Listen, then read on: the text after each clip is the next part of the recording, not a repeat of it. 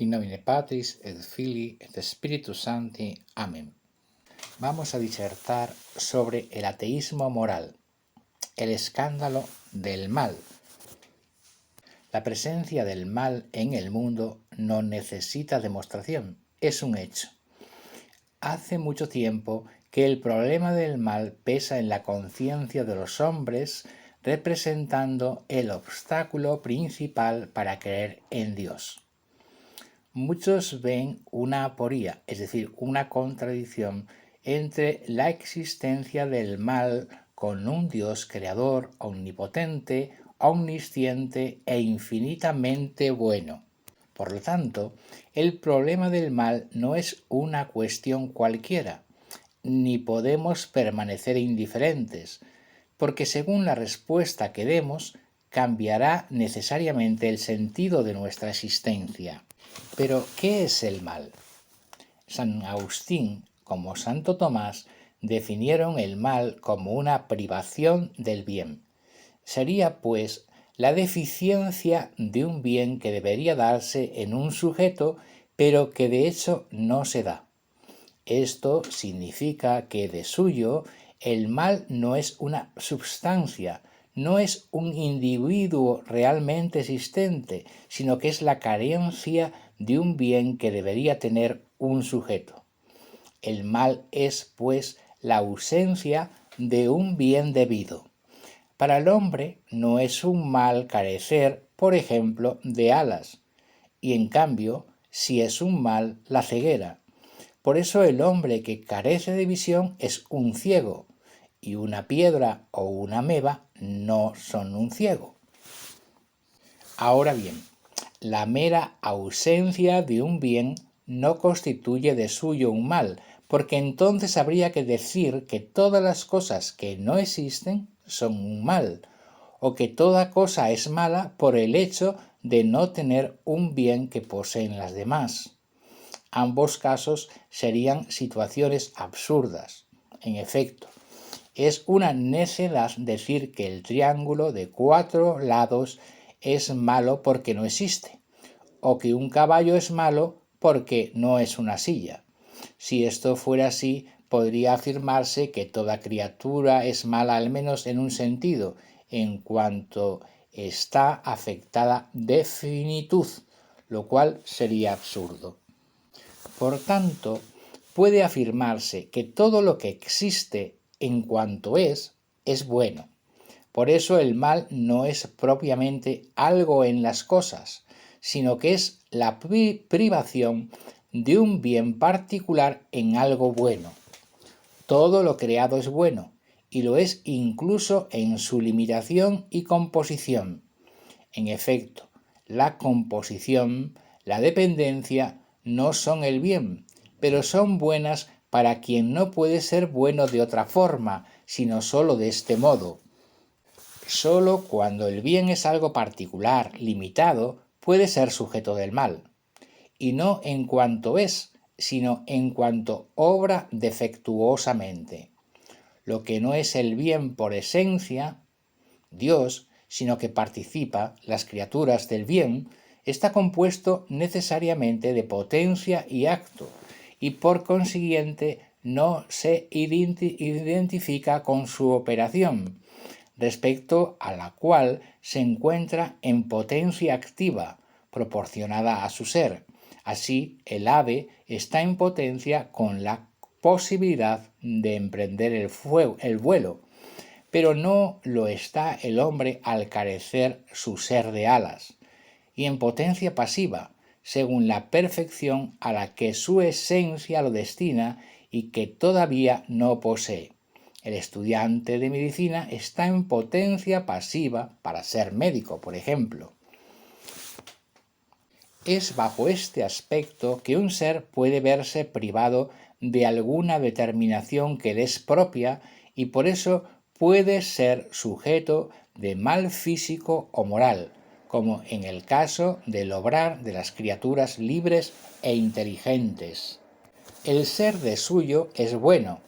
Por eso decimos que al ser el alma una privación, el mal nunca es querido por lo que él es en sí mismo, sino en cuanto se presenta a la voluntad como un bien. Dicho de otra forma, el atractivo que tiene el mal no es la deficiencia en que consiste, sino la bondad subjetiva que le presenta al sujeto que realiza el mal. Es decir, el mal no es una cosa con entidad propia, ni una cualidad de ciertas cosas o personas. El mal es, pues, una deficiencia de algo que de suyo es bueno. Por ejemplo, la cojera de Pedro es una deficiencia del ser de Pedro, cuyo ser y existir es bueno. Un mal será mayor cuanto mayor sea el bien con el que priva al ente. Su poder es el mismo que el del bien que priva al ser, ente o sujeto en el que está, lo cual significa que el mal absoluto es imposible, porque no habría posibilidad de mal donde no hubiera bien, pues la destrucción del bien destruiría radicalmente el mal, lo que nos lleva a concluir que no existe el mal por esencia que constituya la causa de todo mal. No existen, pues, dos principios ontológicos como en el dualismo maniqueo, donde se personifica esos dos polos opuestos con Ormuzd y Ahriman. Luego sólo puede haber mal allí donde el ser no se encuentra en acto puro, Dios, es decir, en el ser participado, o sea, donde el ser está parcialmente poseído. Dios se comunica, es decir, permite participar de su ser y con ello de su bondad a todos los entes. Ente es lo que existe o puede existir, y lo hace según un cierto grado que viene determinado por su esencia, a través de la cual el ente participa del ser, limitándolo. Cualquier deficiencia en la participación de la bondad en una cosa procede de que hay en ella como un impedimento a la participación total de la bondad. La distinción y diversidad de las criaturas es querida así por Dios, lo cual indica que el mal es estéril, es decir, no es operante, o sea, el mal por sí mismo no actúa, lo que actúa es el sujeto herido por el mal. Su actuación puede suceder de dos modos: por incumplimiento, o sea, su actividad y su efecto sufren por no obrar, o por concomitancia, es decir, el principio de acción y su actividad permanecen íntegros, pero se mueven hacia un bien que causará el mal de otro ser. Antes de llegar a cuestionar la bondad infinita de Dios, se puede explicar que parte de los males del mundo se pueden explicar como efectos de la práctica de la voluntad humana. No cabe duda que el propio hombre es causa de muchos males que afectan a la humanidad. Por lo tanto, quienes niegan que Dios exista por causa del mal moral habrán de reconocer que esto no es así. Por el progreso de la medicina se han logrado dominar muchas enfermedades que limitaban nuestra esperanza de vida. Pero también es verdad que muchas de las actuales enfermedades son frutos de su estilo de vida y hábitos alimenticios y sociales, sobrealimentación, alcoholismo, tabaquismo, etc. Muchas de las enfermedades que se dan en países subdesarrollados se erradicarían fácilmente dedicando los recursos necesarios que se malgastan en sostener políticas para la dominación mundial, ideologización, carrera armamentista, etc. El ser humano posee los recursos necesarios para cubrir las necesidades de toda la población mundial. Luego, la mortalidad por hambre es culpa del ser humano, que no dedica los recursos tecnológicos para hacer una explotación racional de los recursos naturales que permita a un grupo cubrir sus necesidades. En cuanto a la guerra, es más claro, porque solo el hombre es responsable de la misma. Y como toda causa tiene un orden que está determinado a su fin, no es malo lo que se hace ordenadamente. Por lo tanto, el mal solo puede darse cuando se obra desordenadamente. Es decir, el mal solo es posible en cuanto un sujeto puede obrar prescindiendo de ese orden. En otras palabras, el mal solo es posible en la medida que se hace causa exclusiva, sustrayéndose de alguna manera a la causa primera o causa del ser que es Dios.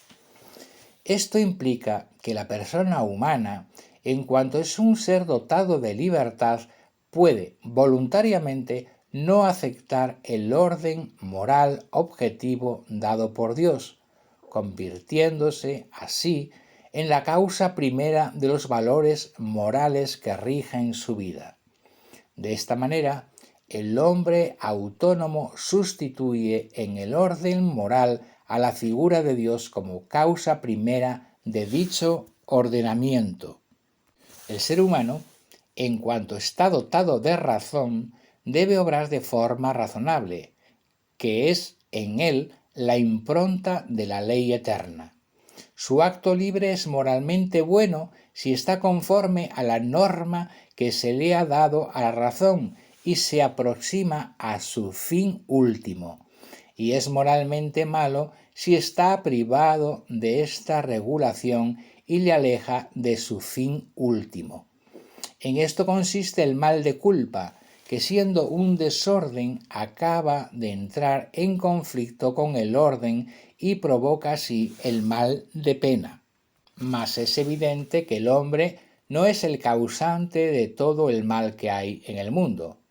Por ejemplo, no siempre acierta la naturaleza a transmitir la información genética, de forma que una mutación de un gen puede marcar la vida de una persona de forma realmente dramática.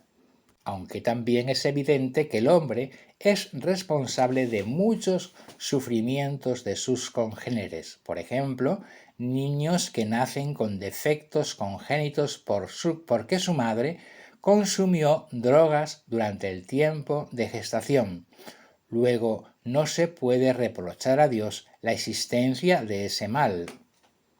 Tampoco se puede reprochar a Dios el mal que para el hombre se desprende de la acción de la naturaleza.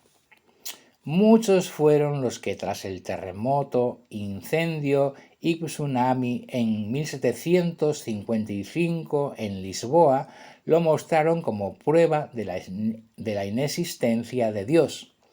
La razón ya no acusa a Dios de la existencia de estos males, pues los expertos abogan por no poblar las zonas costeras con riesgos de maremotos. Pero, ¿harán caso los gobiernos? ¿Por qué un terremoto puede obtener menos víctimas y daños físicos en una ciudad japonesa que en una iraní? La razón es evidente. Una objeción a esto sería que en la antigüedad no había tales conocimientos, pero en cambio Dios lo permitía.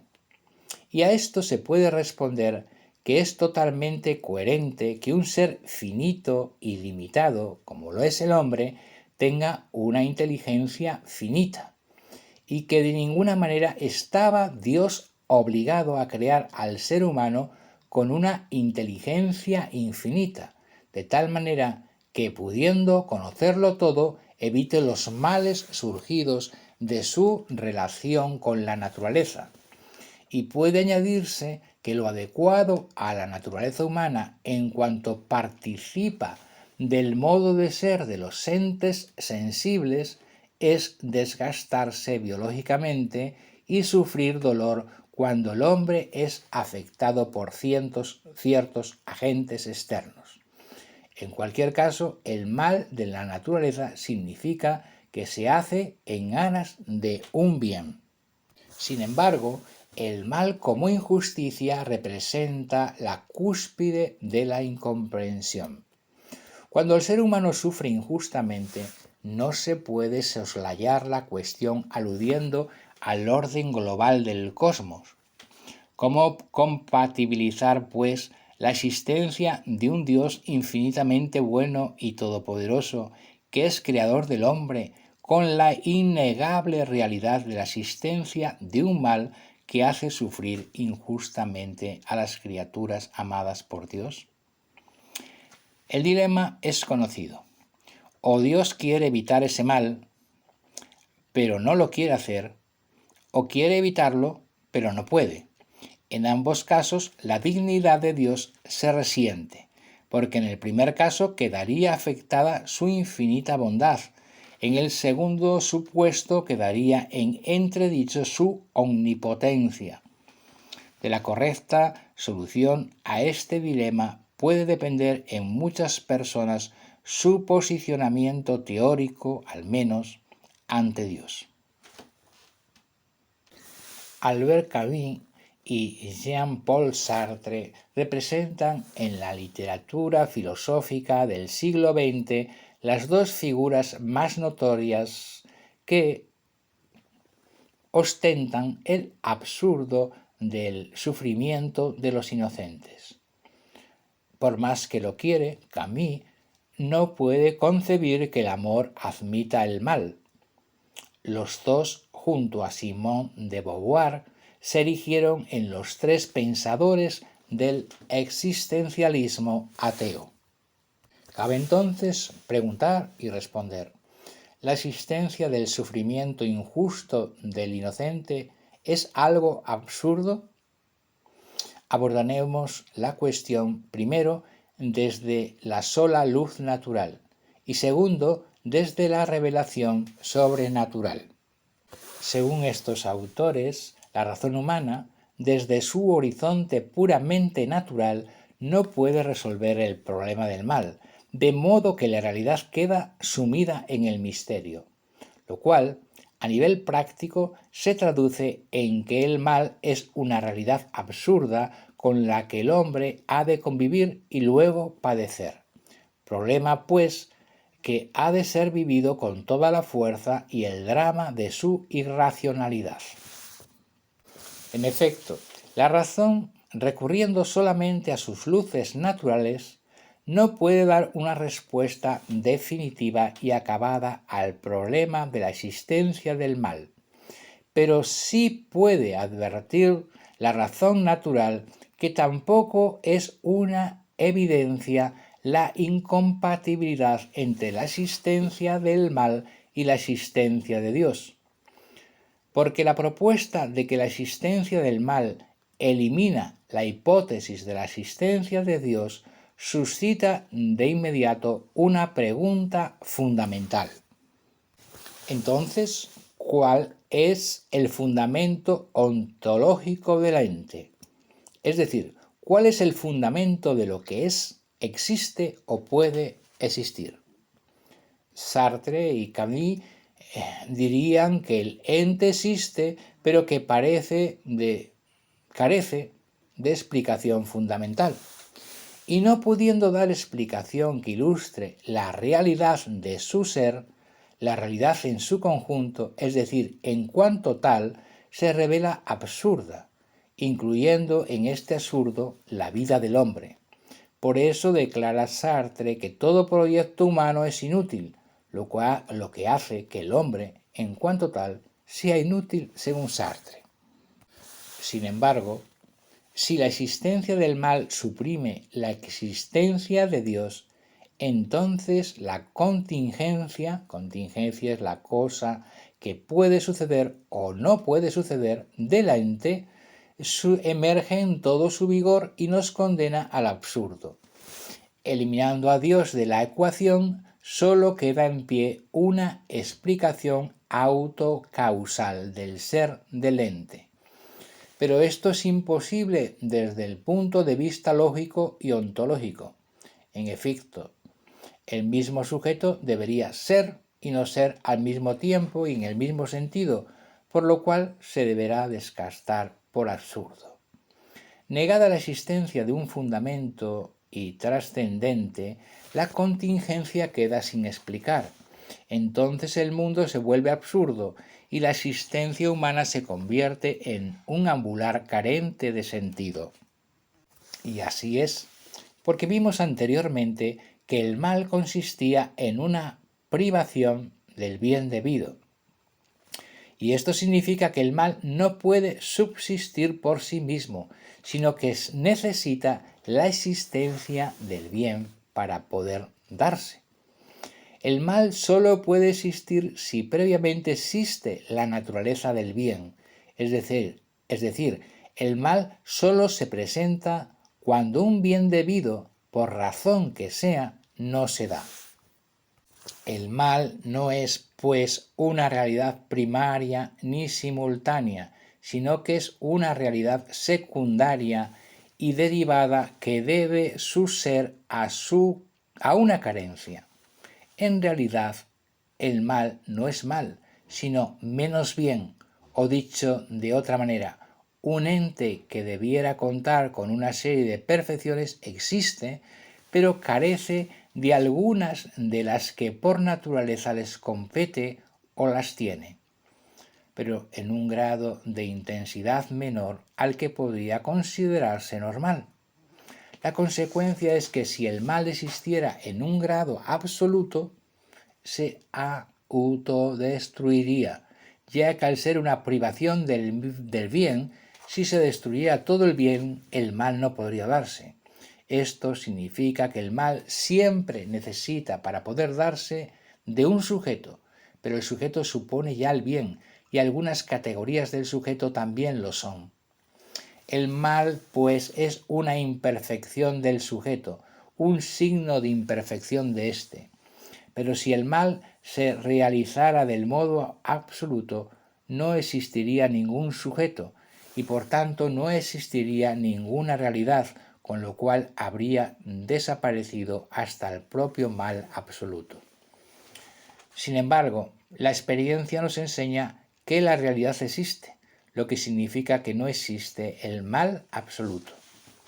Digamos, pues, que se trata de una cuestión regida por el principio del tercer excluido. De modo que, si la realidad existe, y es evidente que sí, el mal absoluto no puede existir. Y si el mal absoluto existe, la realidad no podría existir, algo que contradice nuestra experiencia. O sea, si se da un término, no se puede haber el otro sin que exista una tercera opción. La naturaleza privativa del mal implica necesariamente la existencia del ente en el cual se pueda dar el mal, la existencia del sujeto en el cual se pueda dar ese mal, siendo el ente el sujeto del mal. Por lo tanto, el mal no anula la existencia del ente, al contrario, la reclama como esencial a su naturaleza y como condición necesaria de su poder ser. Esto significa que la existencia del ente contingente, que puede ser o no puede ser, recordamos, por muy defectuosa que sea, es decir, por mucho mal que haya en el mundo, ha de explicarse. La existencia del ente contingente reclama la existencia de una causa fundamental explicativa que sea necesaria y absoluta. Y esta, desde el punto de vista filosófico, es Dios.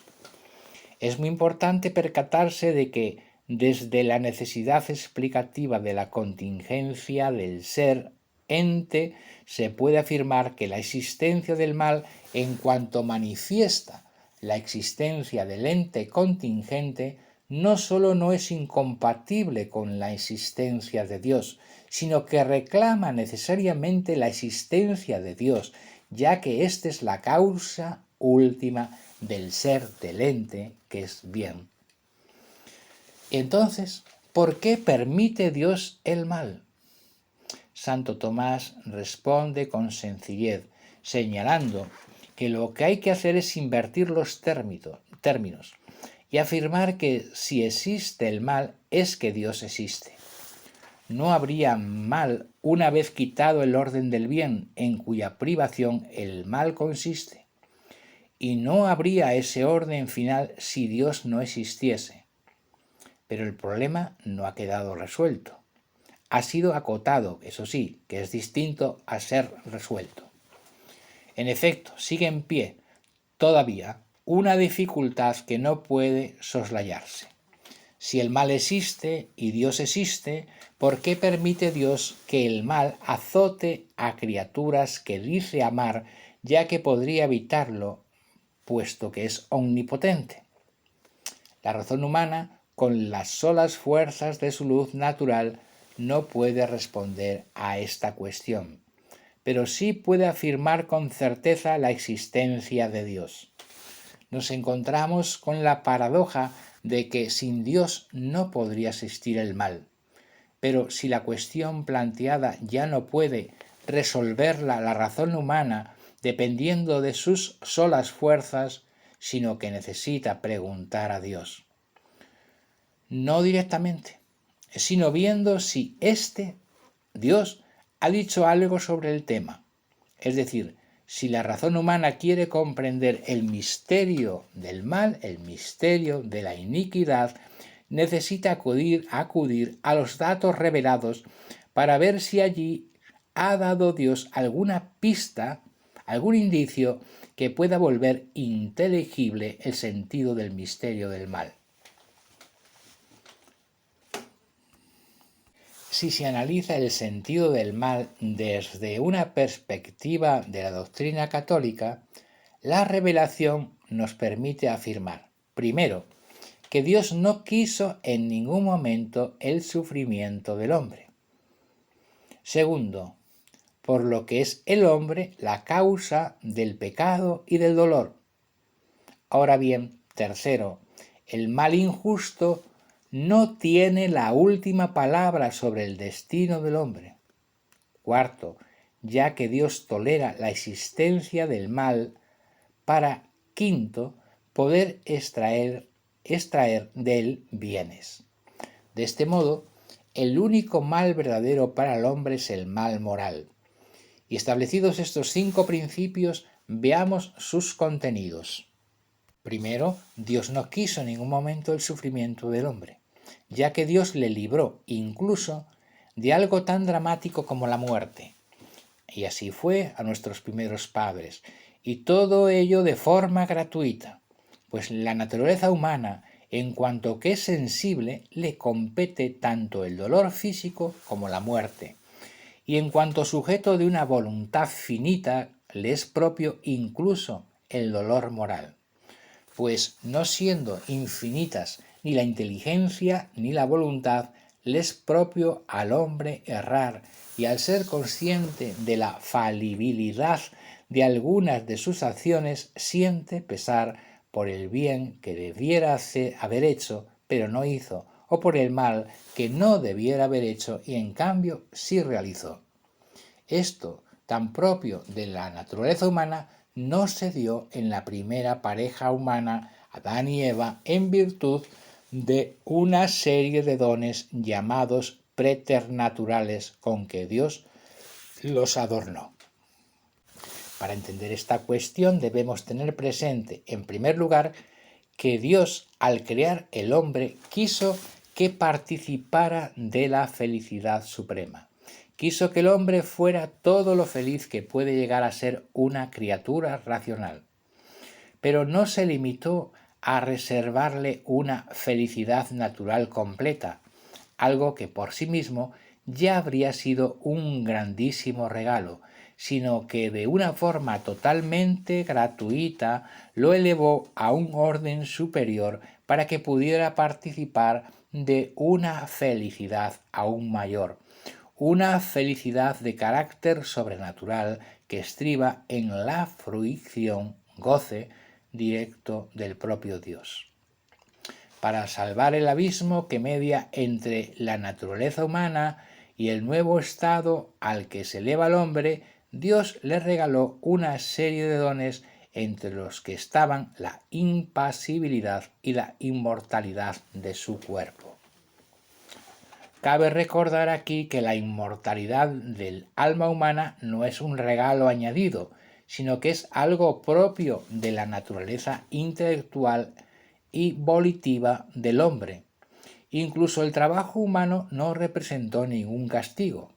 Es un error concebir la vida en el paraíso como actividad ociosa y hedonista. Muy por el contrario, el trabajo entró desde el principio en los planes de Dios para con el hombre. En efecto, el Génesis narra cómo Dios crea al hombre y a continuación le prescribe que cuide del jardín del Edén y que mediante su trabajo lo cultive, es decir, lo transforme. La finalidad original del trabajo era, pues, la de ayudar al hombre a su propia realización, haciéndolo copartícipe de la creación. Por lo tanto, una de las consecuencias del pecado no fue el trabajo, sino la fatiga en el mismo al perderse el don de la impasibilidad. Segundo, el hombre es la causa del pecado y del dolor. Dios no es la causa del dolor y del sufrimiento de la humanidad, sino que lo es el hombre por haber introducido el pecado en la creación a través de un mal uso de la libertad. Tampoco el agnóstico como el ateo comprenden que el hombre debe pagar por lo que hace. Pero padecer las culpas y cargar con los sufrimientos acarreados por acciones cometidas por otros, eso sí se le antoja a la razón como algo totalmente injusto. La cuestión clave es, por tanto, comprender cómo puede justificarse que la humanidad futura deba sufrir por una falta cometida por la primera pareja. La respuesta racional es que la gravedad de las consecuencias ha de ser, en buena lógica, un indicio de la magnitud de la falta cometida. Si la humanidad sufre aún las consecuencias del pecado original, es porque debió de tratarse de una ofensa gravísima contra Dios.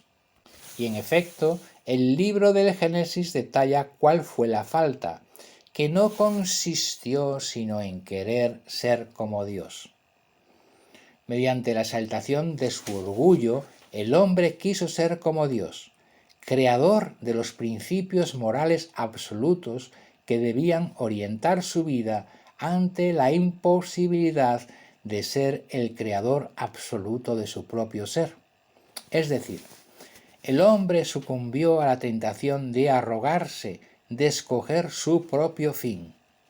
Considerando absolutamente autónoma su libertad, el hombre quiso convertirse en el creador absoluto de su autoproyecto. Por eso, las consecuencias de este rechazo de Dios debían ser proporcionales al daño infligido. Pero, según el dato revelado, no fue así, sino que Dios, que no puede dejarse ganar en bondad, se negó a aplicar la justicia distributiva y simplemente se limitó a retirar los dones regalados a Adán y Eva, los dones preternaturales. Pero al igual que no se los había dado a título individual, sino en calidad de donación a la especie, cuyos hijos y las generaciones futuras heredarían, se lo retiró también en cuanto regalo específicamente heredable. El hombre quedó entonces en estado de naturaleza, pero con las facultades, entendimiento, voluntad y memoria heridas, es decir, con las facultades mermadas, pero no destruidas. Solo comprendiendo la naturaleza del amor de Dios se puede entender la gravedad de la ofensa del hombre al rechazarlo. Quizá la mente humana, condicionada por su finitud, no pueda llegar a captar en toda su dimensión la gravedad del daño infligido al rechazar el hombre el amor de Dios, intentando convertirse en un ser totalmente autónomo. Así pues, puede afirmarse que en el fondo solo hay un mal supremo fuera del cual nada hay que temer. Y ese no es otro que el pecado. Del mismo modo que podemos afirmar que la caridad se erige como el bien supremo capaz de superar cualquier mal. Pero hemos dicho también que el mal injusto no tiene la última palabra sobre el destino del hombre, porque sería incompatible con la infinita bondad de Dios. La muerte de Cristo en la cruz supone la reconciliación del hombre con Dios, y la resurrección de Cristo marca su absoluta victoria sobre el mal.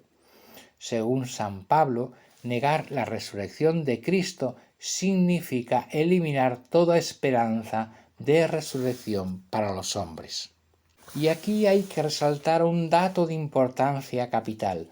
Un Dios que entrega a su Hijo a una muerte sacrificial para inmolarse a fin de redimir la humanidad y así poder reconciliarla con Él, demuestra que no sólo es un Dios ajeno al dolor y sufrimiento, sino que nos revela su valor redentor. Así pues, se puede afirmar con firmeza que la cruz de Cristo es la mayor respuesta que se puede dar al misterio del mal. Por la resurrección de Cristo sabemos que nosotros, si tenemos una respuesta fiel al amor de Dios, también participaremos de una resurrección personal gloriosa, de manera que podamos tener la certeza de que el dolor injusto no es definitivo, y por ello la existencia humana queda preservada del absurdo. El dato revelado nos muestra, pues, que el sentido de la creación del hombre es hacerle partícipe de la máxima felicidad en la contemplación eterna de Dios. Es cuanto menos curioso que se presente el mal como una objeción contra la existencia de Dios, cuando la revelación de Dios cristiano enseña cuál es el origen del misterio del mal y cómo llevar a cabo la superación definitiva. Se objeta la existencia del mal contra la verdad del cristianismo. Pues bien, repárese que aun en el supuesto de que fueran falsas todas las doctrinas escatológicas y soteriológicas cristianas, que son, en cambio, verdaderas, resultaría que del simple hecho de seguir el hombre sus preceptos morales, el mal en el mundo remitiría totalmente. Pero la realidad es que para cumplir no totalmente, sino parcialmente el programa moral cristiano, se necesita la gracia de Dios.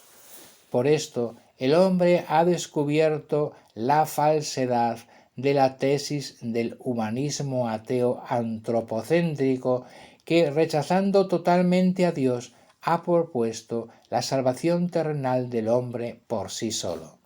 Este es el sentido de la nueva noxis representada por el materialismo cientifista. El cristianismo sostiene que este mundo, aun siendo bueno, no es el destino final del hombre.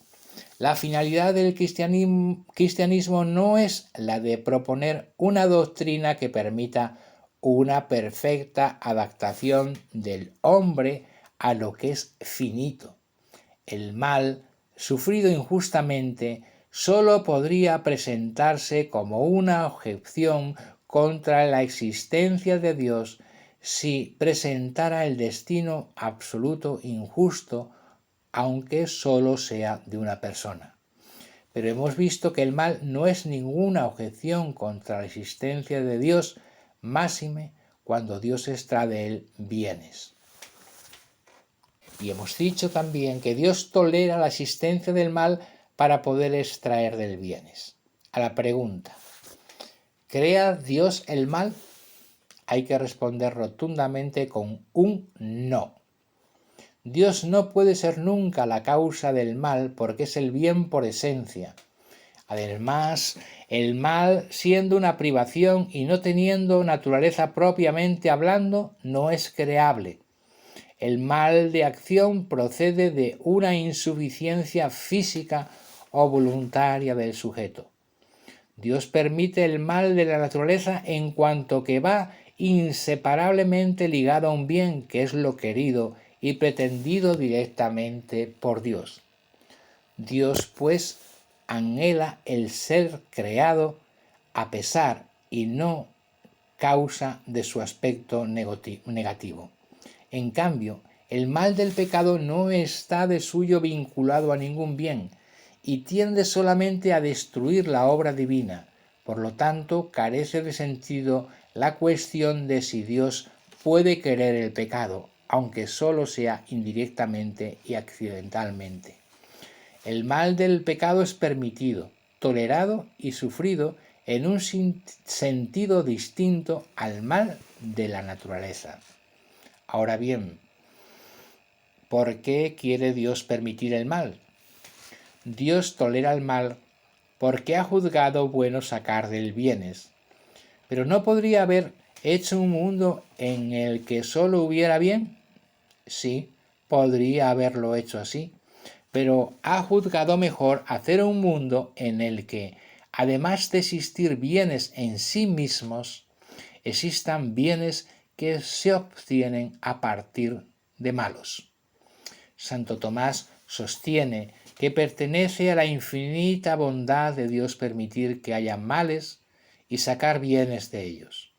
También dice que pertenece a su divina providencia antes que dificultar perfecto del universo permitir ciertos defectos en seres particulares, ya que si cesaran todos los males, muchos bienes desaparecerían del mundo, como por ejemplo el perdón y el arrepentimiento. Ahora bien, ¿por qué clases de bienes es permitido el mal? Indudablemente se trata del respeto a nuestra libertad. Dios nos crea libres y acepta, puede que a disgusto, que a través del mal uso de nuestra libertad se introduzca el mal moral en su obra. Ciertamente que podría evitarlo, y sin embargo lo permite, dando así una muestra indudable de amor al hombre. Quizá se pregunte a alguien, pero precisamente en virtud de ese amor no podía crear a los ángeles y a los hombres impecables.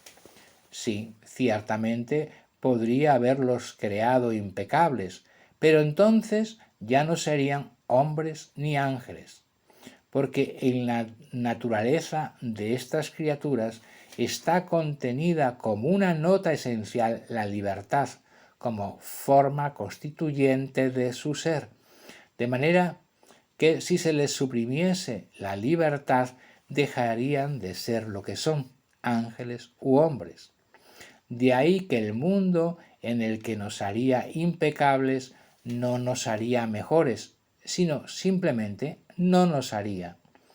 Pedir un mundo de hombres impecables por naturaleza equivale a pedir a Dios que no respete nuestra voluntad del que libremente quiere negarle.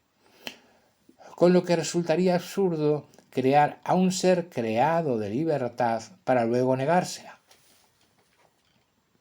Llegados a este punto, es necesario establecer una distinción entre mal de culpa y mal de pena. Pues bien, de ningún modo es Dios causa del mal de culpa, pero sí lo es del mal de pena, y éste solo es querido por Dios indirectamente, si venia verbo, como a disgusto. Del mal de la naturaleza y del mal de pena, que no son pretendidos ni queridos por ellos mismos, sino sólo por el bien de a que acompañan, puede decirse que son queridos accidentalmente por Dios, es decir, son permitidos en cuanto los tolera en aras del bien que de ellos se puede derivar. Ahora bien, preguntamos quizá, ¿Qué sucede con el mal de culpa? Dios permite el mal físico y el mal de pena, pero permite también el mal de culpa. El mal de culpa, por el contrario, siendo la repulsa del bien trascendente de la divinidad, Dios no lo puede querer de ninguna manera. El mal de culpa es el efecto de la búsqueda del bien aparente, bien subjetivo, elegido libremente, que le aleja de su fin último. Per se busca un bien, per accident quiere un mal que aparta a la voluntad creada de su fin último. Ahora bien, ¿estaba Dios obligado a crear el mejor mundo de los posibles? La infinita bondad de Dios no solo no le obliga a crear el mejor de los mundos posibles, sino que ni siquiera le obliga a crear. Porque hay que afirmar, en primer lugar, que la creación es un acto libérrimo de Dios, y si Dios lo ha hecho no es para añadir ninguna perfección a su ser, que es infinitamente perfecto, sino para comunicar su bien a las criaturas. En segundo lugar, hay que decir que esta pregunta encierra un falso problema, ya que precisamente, en virtud de su omnipotencia, Dios no puede crear el mejor de los mundos posibles, ya que siempre le sería posible, por ser omnipotente, crear un mundo posible mejor, con lo cual, fuera cual fuese el mundo que creara, siempre podría plantearse esa objeción. De modo que echarle en cara a Dios no haber hecho el mejor de los mundos no constituye el planteamiento de ninguna objeción seria, sino un falso problema. De hecho, un mundo creado no puede ser omniperfecto, ni la omniperfección se opone a la creación, la cual equivale a participación. En ese caso no sería un mundo, sino otro Dios, lo que es imposible. Un mundo creado perfecto es impensable, porque sería finito en cuanto creado e infinito por su perfección, es decir, gozaría de propiedades contradictorias. La finitud de la criatura entraña limitación, carencia, disfunción y, en consecuencia, mal. La infinitud, en cambio, es plenitud y perfección en el ser y en el obrar, es bien absoluto. Ahora bien, por ser creado, nuestro mundo es finito, inacabado, ineficiente y, por consiguiente, carece de perfección total, es espacio para el mal. En tercer lugar, Dios no necesita moralmente hacer el mejor de los mundos posibles, porque un ser solo está sujeto a necesidad moral u obligación de elegir la realización de un bien, incluso de lo mejor, cuando está sometido a la necesidad moral u obligación de convertirse él mismo en mejor, de tender al bien supremo al que está ordenado. Por el contrario, donde no existe la necesidad moral u obligación de convertirse en mejor porque ya se es, cesa ciertamente no la posibilidad, porque si la necesidad moral de el ser benéfico, pero sí la necesidad moral del ser benéfico cesa. En definitiva, en virtud de su bondad infinita, Dios no está obligado a crear un mundo infinitamente bueno, lo cual es un puro absurdo, sino a crear un mundo bueno en su conjunto. ¿Podría Dios haber creado un mundo mejor que este? Sí, pero también podía haber creado un mundo peor. No haber creado un mundo mejor que este no disminuye un ápice de su infinita bondad. Ciertamente, por su potencia absoluta, Él podría habernos creado en estado de término, con la beatitud del cielo. Pero de potencia ordenada, si se considera el mundo que libremente ha decretado crear, siempre en su sabiduría y bondad infinita, escogió otro partido. donde nosotros seríamos creados en estado de viadores. En efecto, cada uno de nosotros es, en su estado actual, un homo viator, un hombre de paso por la tierra o peregrino, donde podemos libremente adherirnos o no a Dios y donde la bienaventuranza llegaría como un fruto. Esta elección no solo es buena, sino que bajo cierto aspecto podría considerarse la mejor, pues se hace a la criatura cooperadora de Dios en la obra de perfeccionamiento de sí misma y del universo. Así pues, si se pregunta, ¿para qué crea Dios? ¿Cuál es la razón por la que Dios, pudiendo en su sabiduría infinita tanto crear como no crear, se decide a crear? La única respuesta posible es esta: para comunicar una participación finita de su esplendor infinito. Y si se pregunta, ¿por qué se decide a crear un mundo determinado en lugar de otro? La respuesta es semejante: para comunicar cierta participación finita de su esplendor infinito en lugar de otra mejor o peor. El mal, en cuanto instrumento divino para la obtención de bienes mayores, pierde el estatus de escándalo para la razón. La infinita bondad de Dios no habría tolerado el sufrimiento que produce el mal si de él no pudiera extraer bienes mayores. De este modo, Dios juzga que sacar bien del mal es mejor que no permitir mal alguno. Solo desde la clarividencia del Lumen Glorie en el cielo podemos comprender cómo muchas de las cosas consideradas por los hombres como males han resultado ser hitos fundamentales en la historia de la salvación personal. De este modo, a la luz de este conocimiento sobrenatural, el mal cobra un nuevo sentido y nuevo valor. Y hemos dicho también que el único mal verdadero para el hombre es el mal moral. En efecto, el auténtico mal que aflige al corazón del hombre y a la razón humana es el mal moral, el sufrimiento derivado de las malas acciones realizadas por el hombre ejecutando libremente las decisiones de su voluntad. Así, el mal moral parece como el precio a pagar por la libertad humana. La posible existencia del mal moral era el riesgo a pagar por la creación divina de seres libres en su obrar. Desde la infinitud de los tiempos, Dios sabía perfectamente, en virtud de su omnisciencia, que los hombres usarían mal su libertad, pecarían, y aún así decidió crearlos. Dios no puede hacer una criatura, sea ángel u hombre, naturalmente impecable, por la misma razón por la que no puede haber un círculo cuadrado. Si es criatura, no es impecable. Dios quiere que el hombre se realice en el amor.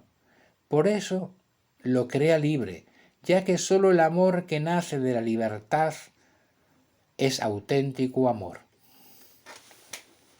El mal también tiene que ver con la finitud, pues la posibilidad de ese uso incorrecto es inherente a una libertad finita. En el ejercicio consciente y responsable de su libertad, el hombre elige su destino eterno. Por eso la libertad asusta. Al crear Dios al hombre como una criatura racional y libre, llamándole a través de la fidelidad de su ejercicio responsable al goce de la fidelidad, de la felicidad eterna, le ha dado, junto a la muerte de Cristo en la cruz, la mayor muestra de amor divino que el hombre puede recibir. La libertad humana no es respetada por nadie. Véase Stalin, Mao Zedong, la bomba atómica de USA, Hitler, los gulags en Rusia, encerramiento en las ciudades por el supuesto COVID quitando la libertad de los hombres. Digo pues que la libertad humana no es respetada por nadie tanto como por el propio Dios, pagando incluso en la cruz el precio de las consecuencias de su mal uso.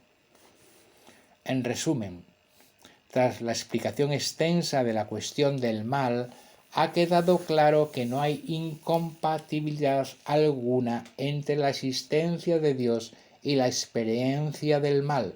Es más, hemos visto que la existencia del mal exigía la existencia de Dios que fuera un bien en sí.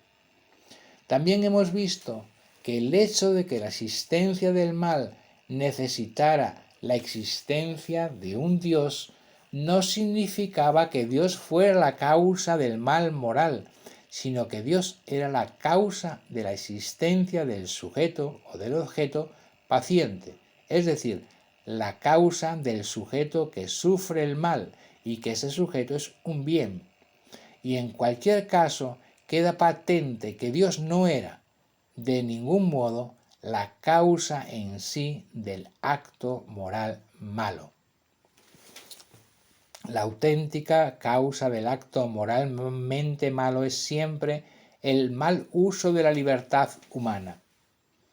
Ahora bien, la exaltación de la libertad humana que lleva a convertirla en un máximo absoluto, como sucede en Nietzsche o Sartre, ha tenido una nueva consecuencia: la incompatibilidad entre la existencia de la libertad humana como bien moral absoluto y la existencia de un Dios omnipotente y omnisciente, de tal manera que el hombre se vería obligado a elegir entre la libertad humana y la existencia de Dios, de manera que si se afirmara a uno, se tendría que negar a otro. Pero esta dicotomía es absurda, ya que Dios, lejos de acabar con la libertad humana, es su causa y fundamento. Hagamos unas breves reflexiones al respecto. En efecto, sin la libertad humana como fundamento de los actos humanos, no podríamos hablar de la caída ontológica en el pecado original y, en consecuencia, tampoco de la redención. De manera que la libertad humana es uno de los ejes sobre los que gira la escatología católica. Y aunque esto es cierto, no lo es menos que entre la concepción que tiene la filosofía moderna de la libertad, de la concepción que es la misma proclamada por el decreto Dignitatis Humanae del Conciliablo Vaticano II, y la que tiene la filosofía católica, se dan muchas diferencias. Una de ellas es que para la modernidad y también para el Vaticano II, el fundamento de la libertad humana es inmanente, es decir, está en su propia subjetividad, lo cual desembocará en decir que el hombre es el creador absoluto de los valores morales. Ahora bien, como vemos en Sartre, que afirmará la capacidad absoluta de crear valores, se los negará a sus producciones, negará esa cualidad, o sea, se lo negará a los valores morales concretos. De estos valores concretos se afirmará que son relativos, intrínsecamente. Y esto es una absurda paradoja, lo cual afirma varias gravísimas contradicciones. Primera, es contradictorio afirmar el carácter absoluto de una tesis relativa, porque decir que todos los valores humanos son siempre relativos es afirmar la existencia de una verdad absoluta. Segundo, es del propio Sartre esta contradicción, pues afirma el carácter relativo de todos los valores morales, a la vez que sostiene que no podemos evitar elegir el bien. Pero en la metafísica católica se enseña también que la libertad moral humana es autónoma, por eso el hombre es responsable de sus actos, pero se niega que su autonomía sea absoluta, porque la libertad humana no es creadora de la realidad física que nos envuelve, ni tampoco de nosotros mismos. Y también porque nosotros no somos los creadores de todos los principios morales, de ahí que se sostenga la existencia de principios morales absolutos que de ningún modo anulan la libertad humana, sino que la muestran en su auténtico ser, es decir, como libertad finita. La afirmación católica de la existencia de principios morales absolutos no rebaja y mucho menos elimina la libertad de la voluntad humana, sino que la encauza, la dirige en su auténtico contexto, que no es otro que el de la finitud ontológica del ser humano, de la que hemos venido desde el principio hablando. De un modo absolutamente libre, el hombre puede reconocer el orden moral objetivo, aceptarlo y asumirlo, y junto al orden moral relativo, que si es puesto por él, por ejemplo, elegir entre dos bienes, matrimonio o monacato, configurar el marco donde desenvolverá el conjunto de su vida. La libertad humana podrá aceptar este orden moral objetivo dado, pero también puede rechazarlo e intentar vivir fuera de ese orden objetivo moral en la medida que le sea posible, como si los únicos valores morales existentes sean los que yo creo o los que quiero aceptar. Perdida la noción de lo trascendente como fundamento de la libertad humana, se intentará durante un tiempo concebirla como un ens causa suis, de manera que el hombre deberá inventarse a sí mismo, conquistar su propia libertad o simplemente crearla. Pero ante la imposibilidad de tal realidad, se irá abriendo camino de que la libertad moral humana individual está, en última instancia, en la colectividad, en el género.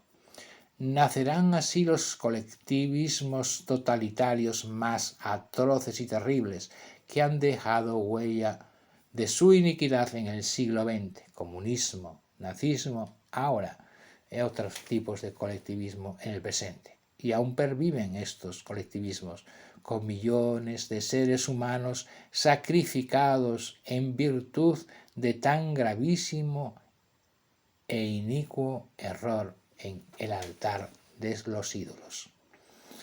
Hay que destacar que el concepto de libertad universal aparece con el cristianismo.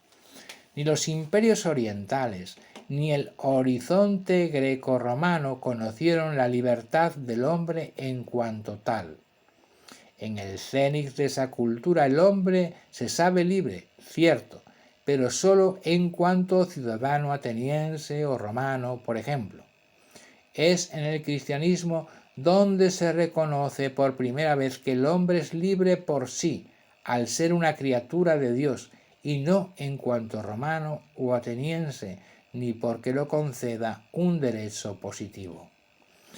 Ahora bien, el conocimiento del fin puede concretarse de dos formas. Primero, queriendo lo que es bueno en sí y por sí, amor benevolente. O segundo, apeteciendo lo que es bueno solo para mí, amor sui, que es el amor de quien se busca a sí mismo como primera y quizá única elección.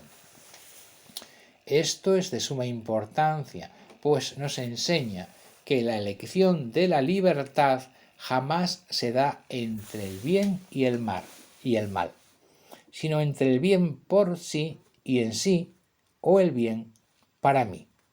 El mal no es querido por sí mismo. Podría objetarse que es cierto si es aplicado a uno mismo, porque en efecto nadie quiere el mal para sí mismo, pero que no lo es cierto si se quiere el mal para otro. Pero se ha de responder a esta objeción que cuando se quiere el mal para otro, es verdad que lo quiere en cuanto mal para otro, pero lo quiere en cuanto bien para sí, pues se complace en el mal del otro. El concepto verdadero de libertad, según la Iglesia Católica, es el siguiente. La libertad humana, por ser creada, es decir, participada, es finita. Es así y es un hecho. La existencia de seres libres, hombres y ángeles, pide necesariamente la existencia de un Dios, pues sólo un ser omnipotente podría ser capaz de crear tales seres. Sólo la omnipotencia puede crear en sentido auténtico del término, es decir, poniendo positivamente entes fuera de la nada, seres que son en sí mismos y de alguna manera por sí mismos al poder elegir voluntariamente el rumbo de lo que hacen. Pero la libertad creada no es ciega o errante, sino que su obrar está desde el principio guiado por un fin. No es un obrar ciego y sin sentido en el caos, dejando al hombre sin puntos de referencia en la orientación correcta de su obrar como propuso el existencialismo ateo. Pero la libertad creada, sea humana o angélica, necesita de una causa final que oriente sus actos libres, volitivos, porque la voluntad no puede autodeterminarse a priori a un fin general que rija todas sus elecciones. La libertad creada es efecto del amor divino y por eso sólo puede realizarse plenamente amando a aquel amor que es la causa de su ser. De tal modo que Dios es, lejos de ser una objeción contra la libertad humana, es su fundamento último. Por lo tanto, aunque el entendimiento humano y la libertad humana son facultades que de por sí están abiertas a la infinitud, se manifiestan en el hombre, por ser criatura, de un modo finito y limitado. De esta limitación del ser de la criatura surge la posibilidad del mal y del error. La libertad de las criaturas puede querer el mal, pero eso no forma parte de la esencia de la libertad, en contra de lo que enseña la errónea declaración de la Dignitatis Humanae del Vaticano II, sino que es una libertad deficiente, ya que la elección del bien hace referencia al ser, pero la elección del mal hace referencia al no ser, es decir, a la nada. Por eso, una libertad que ama el bien y elige el mal es una realidad vacía, en cuanto que su fundamento y su tendencia son la nada, el no ser, y no la riqueza ontológica del ser. Un ser creado que quiere ser sin Dios, que libremente lo ha creado, es un ser que no quiere ser o que quiere no ser. Se trata pues de un suicidio metafísico que en caso de la pérdida del significado, del sentido de la vida, puede llegar a un suicidio físico, ya que la pérdida del sentido metafísico de la existencia humana puede llevar a la pérdida del interés por persistir en el ser, en la existencia. La libertad creada ha de elegir en cuanto fundamento y fin de su ser entre Dios y yo. Así pues, la libertad ha de asumir el principio de no contradicción en el origen de la vida moral. Podría ser una última objeción a esto decir que es una contradicción mandar amar, a lo cual se puede responder que amar es precisamente lo único que se puede mandar, porque a todo A todo lo demás se puede forzar. En efecto, Dios pide que se le ame, pero no fuerza ni obliga a ello. Y justamente aquí es donde reside la grandeza y el riesgo de la elección humana, porque eligiendo libremente amar a Dios de tal manera que manifieste ese amor en una vida que intente encarnar sus preceptos identificándose con Cristo, el hombre puede culminarse a sí mismo. Pero también puede elegir rechazar el amor de Dios. En este caso, y muy a su pesar, Dios respetará tal decisión por toda la eternidad, pues Dios no puede contravenir sus propias reglas y no puede obligar a amarle a quien voluntaria y conscientemente no quiere hacerlo. Pues en efecto, la indiferencia religiosa, aunque parezca paradójico, es la forma más radical de ateísmo que se puede dar, ya que el rechazo del amor de Dios se produce de un modo total, puesto que Dios ha desaparecido por entero del horizonte de inquietudes del hombre, de manera que no tiene interés ni siquiera en hablar contra Dios. Esta forma de ateísmo es la que se ha extendido por las sociedades occidentales. Desde los años 60 del pasado siglo, el agnosticismo y su consecuencia, el indiferentismo religioso, ha ido ganando progresivamente adeptos en Occidente, una de cuyas causas, pero no la única, ha sido la puesta en marcha de los errores del Vaticano II. Ahora bien, como el indiferentismo no supone el final absoluto de toda preocupación religiosa, puesto que eso es imposible, tarde o temprano, en algún momento de su vida, el hombre se plantea preguntas trascendentales. La pregunta sobre la existencia del mal puede ser una ocasión de evangelización, y como las palabras evangelizadoras de un creyente a otra persona son el instrumento ordinario utilizado por el Espíritu Santo para remover y renovar el alma de la persona que escucha el mensaje de Cristo con el fin de dar argumentos a los católicos, hemos querido hacer este audio-vídeo. Si crees que alguien le puede ayudar a renovar su entendimiento y corazón, no dudes en hacerle llegar esta charla que ha sido elaborada tomando como guía la obra de Alberto Marmelada titulada Cómo hablar con Dios de Dios con un ateo. Bendiciones para todos, que la Virgen María nos ayude a remover los corazones de los tantos indiferentes que hoy hay por ahí ante la cuestión religiosa. Que así sea.